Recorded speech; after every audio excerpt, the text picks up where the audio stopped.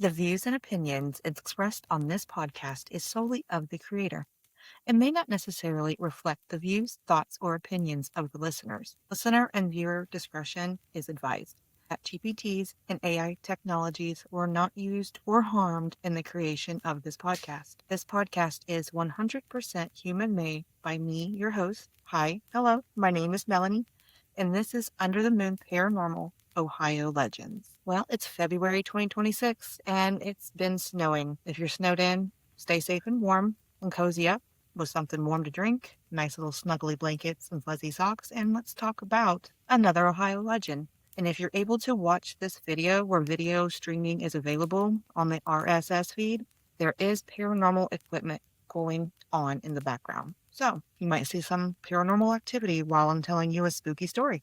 But before we get into this episode's topic, this episode is brought to you by the full moon. The full moon rises in February 2026, giving a gentle shine that can show you hidden truths. This moon encourages you to look inside and find new insights. You might notice small signs or quiet feelings that tell you something is important. This is a special time to listen carefully. If you pay attention, you can learn more about yourself. You might even help you find more ideas or ways to move forward. The full moon is a bright moment to trust your heart and discover what lies within you. During February 2026, full moon shines bright and makes you feel clearer and easier to see. The moon's phases help you become more aware of how you feel. When a lunar eclipse happens, the moon blocks the sun's light just enough to show you what's hidden. The moment reveals important truths that can make you feel more connected. It encourages you to be your true self and trust your feelings. As the dark turns into light, you better understand what really matters to you. This time helps you listen to your gut better and feel more in tune with the universe. So there's your full moon report for 2026 in February. So this episode, we're closing out this season. Can you believe it? Another season is closing out. Next month, March, is the end of the season. And we're going to do a 2-part episode, okay? Now, this is a little different than things I've normally done in the past. We're going to do the curse of, forgive me, this is for entertainment purposes only. Do not come at me, NFL, but we're doing the curse of the Bengals curse, the quarterback curse. And to close out the season, we're doing Paul Brown curse, which is the guy that made the Bengals, apparently. So before we get into that, let's understand what the Cincinnati Bengals are. Okay? The Cincinnati Bengals are a professional American football team based in Cincinnati. The Bengals compete in the National Football League, the NFL for short, as a member of the American Football Conference, AFC North Division. The team plays its home games at Playcore Stadium in downtown Cincinnati. So, former Cleveland Browns head coach Paul Brown began planning for the creation of the Cincinnati Bengals franchise in 1965. The Cincinnati City Council approved for the construction of Riverfront Stadium in 1966. Finally, in 1967, the Bengals were founded when a group headed by Brown received franchise approval by the American Football League, the AFL, on May 23, 1967. And they began to play in the 1968 season. Brown was the Bengals head coach from their inception to 1975. So there's a little history about the start of the Cincinnati Bengals. So we're going to go ahead and let's talk about it. Okay? We're talking about the curse of Bo Jackson. All right. So I typed in copyright-free pictures of these athletes that I'm going to put up here. And I can also use the Cincinnati Bengals logo too. So don't come at me, NFL. This is for entertainment purposes only. Bo Jackson is often regarded, rightfully so, as one of the greatest multi-sport athletes ever. According to history, there was a time in the 1980s to the early 1990s when Jackson was one of Major League Baseball's premier outfielders and one of National Football League's best running backs. There was a stretch where he was an MLB All-Star and an NFL Pro athlete in the same calendar year, a relatively unheard of thing, if you think about it. So he was a multi-athlete. So just as well known as Jackson's on-field prowess was the unfortunate fact that his athletic career was cut short, thanks to a hip injury. That same injury is thought to have not only affected Jackson physically, but to superstitious fans, it also placed a supernatural curse on the Cincinnati Bengals. The team whose Jackson and his Los Angeles, now Las Vegas Raiders, were playing when he sustained the injury. The curse, if you believe in those type of things, ended up preventing the Bengals from seeing any postseason success for 30 years. 30 years. Bo Jackson hails from Alabama and quickly asserted himself as talent to watch while still in school. As a teen, he excelled not only in just baseball and football, but in track and field too. He won a pair of state titles in a decathlon. On the diamond, he threw multiple no-hitters, and on the gridiron, I think I pronounced that right, he played every snap on both offense and defense. As if that wasn't enough, he was also the team's kicker. Very athletic guy. So fresh out of high school, Jackson was recruited by the New York Yankees, but instead of immediately going pro, he instead went to Auburn University, where he continued participating in baseball, football, track, field, and managed to letter in all of them. So at Auburn, Jackson's talents on the football field really stood out.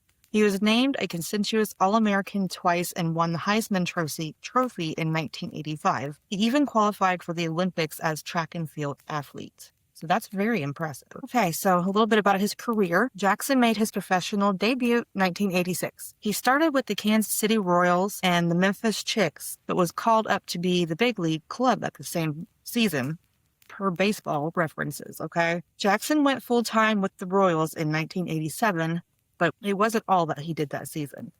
Jackson had been drafted first overall by the Buccaneers in the 1986 NFL draft, but he never joined the team. He was redrafted in 1987 draft, but this time by the Los Angeles Raiders in the 7th round. And then he made his debut with the Raiders in that same season. That season, Jackson appeared in 7 games and scored 4 touchdowns, rushed 554 yards, and had the league's longest rushing attempt of the year, in which he managed to scrapper 91 yards downfield. He also came in second place in the Offensive Rookie of the Year voting. Impressive. All right. In 1991, he had asserted himself as one of the best players in both the MLB and NFL, but it all came crashing down on a single play. On January 13th, 1991, Jackson's Raiders were hosting the Cincinnati Bengals for the AFC Division playoff game. The Raiders wound up winning 20-10, but the game is best remembered for when the Bengals linebacker Kevin Walker tackled Jackson, which gave the multi-sport great hip injuries that effectively ended his career in one play. Jackson never played another game in the National Football League, though he did return to baseball, where he played for the Chicago White Sox and the California Angels, according to baseball references. Still, he was unable to reach the level of play that he had achieved prior to the injury. According to many superstitious fans, it wasn't just Jackson who suffered from the injury. They'll tell you that the Bengals suffered too. Let's talk about the curse of the Cincinnati Bengals. The Bengals lost the game in 1991 when Jackson was injured. That game also marked the Bengals' final postseason appearance for the next 15 years. The Bengals finally made it back to the NFL playoffs in 2005, but that was just the start of another streak of playoff losses. Between 2005 and 2020, the Bengals made the postseason 7 times, but were knocked out of the wild card round each time, including 5 consecutive seasons from 2011 to 2015. 2015 loss alone had been blamed on the curse, as it came a penalty-filled matchup between the Bengals division rivalry, the Pittsburgh Steelers. The Bo Jackson curse, as it come to be known, was blamed for the injury to the Bengals' prized first overall draft pick in the 1995 draft. I hope I say this right. John Carter, the highly touted running back of the Penn State, suffered a torn ALC ahead of his rookie season. Carter played 7 seasons in the NFL, 4 of them with the Bengals, but never achieved the level of success he thought he was capable before the injury. Interesting. So, the Bengals had a stellar year in 2021 that put them on the top of the AFC North. They looked to be in good shape for a solid postseason run. They had that pesky Bo Jackson curse to contend with, because this is how the universe tends to work, right? Their wild card round opponents were the Las Vegas Raiders. That's some cosmic stuff. The Bengals wound up winning that game 26-19, and it looked as if the curse could have been over. It took 31 years, but the Bengals finally had another playoff victory. The Bengals moved on to defeat the Tennessee Titans and the Kansas City Chiefs to reach Super Bowls. That Super Bowl, the one Super Bowl where they took on the Los Angeles Rams at SoFi Stadium in Inglewood, California, and it seemed like they may have been some remnants of that Bo Jackson curse floating around with them, because the Rams ended up coming up from behind to win the game on a 1-yard passing play from Matt Stafford to Cooper Kupp. Pro NFL references there. So with the loss from that Super Bowl, the past couple seasons, our quarterback has been hurt and has barely really even played since that Super Bowl, if you think about it. I mean, to be a Cincinnati Bengals fan is to be exhausted. Joe Burrow is the best, most impactful player in the history of the franchise. This team would be rudderless without him. And yet, instead of going all in with an elite quarterback in his prime, the Bengals have made the absolutely least of Burrow's physical prime. He just turned 29 years old, an occasion that can, made him look super sad, I think, this year. Some people were saying that he's depressed. Well, who can blame him? So there is a very real-world tangible factor that have gotten the Bengals to this point where Burrow is questioning his football future aloud. We'll get to what he said in a second. But, reality bites, the history of this curse. So we'll see what he said down here. I think there's a quote. Yeah, here it is. He said, end quote, this is what Burrow said at the end of the season this year. If I want to keep doing this, I have to have fun doing this. I have been through a lot. If it's not fun, then what am I doing it for? That is the mindset I am trying to bring to the table. I'm hoping that next season they can bring it back and go to a Super Bowl again. It'd be cool to see. Maybe next season we can break that curse. Do you think the Bengals curse is real? Let me know in the comments below. I hear music in the background. I don't know what that is. Okay, so that was the curse of the Cincinnati Bengals. Next month for the season finale, part 2, the curse of Paul Brown Stadium and the Browns, the Cleveland Browns. Yeah, is the whole franchise in Ohio cursed for the NFL? Who knows? Let me know in the comments what you think about these episodes. If you have a spooky story of your own that you want me to read on this podcast, please send me an email to underthemoonparapod@gmail.com and I will read your story on the show. This month we have Tonia, Tonia. The title subject was Plagued with Dreams of Yesteryear. All right, so let's get cozy, everybody, and let's read a spooky story. When I was about 12 years old, my family and I moved into an old 2-story house. I hated the basement.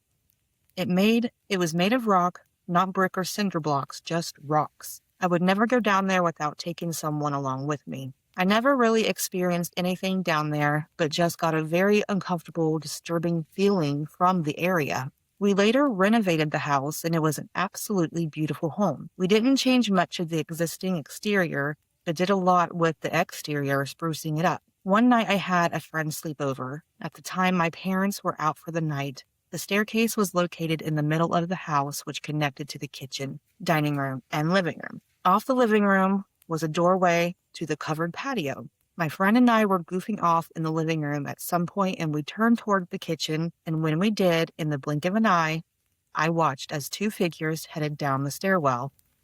Oddly, it appeared that for one was chasing the other. One figure was black and had no face nor feet. It appeared as if they were dressed in something resembled a nun's outfit. The other figure appeared only as a white, cloudy-looking figure with the same appearance. They traveled straight from the stairs, straight through the door, into the patio. At first, I thought my eyes were playing tricks on me until I looked over at my friend and realized by her expression that she'd seen it too. She was as white as the ghost herself. As we began talking, she described seeing the exact same thing I did. I dismantled the incident over the years and never had another encounter like it, except that horrible feeling I continued to get from the basement area. My brother was in the Air Force at the time and eventually moved back home with his wife and baby daughter.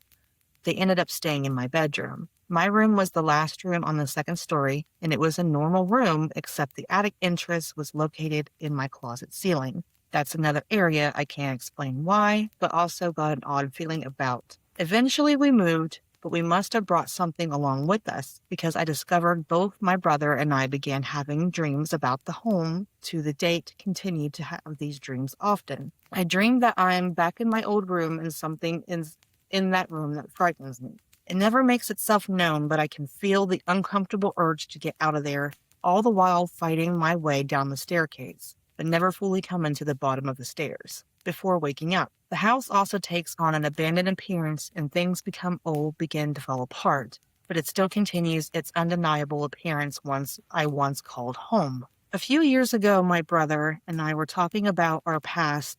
That was weird. A few years ago, my brother and I were talking about our past when we ended up on the subject of that house. I started sharing my dreams I've been having when my brother just turned completely pale. Mind you, this man who was in the military, a big guy with a very little sense of humor. I asked him what was wrong, and he said that he had been having similar dreams about the house. Listening to his dreams were like reliving my own. They were so familiar and so similar in detail.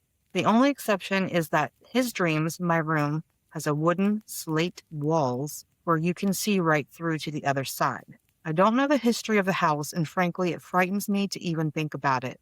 But I know someday I will pursue this. I need to know what the connection is to this home, and my brother and I seem to be plagued with dreams about our past in this home. Did you know dreaming like that is hereditary?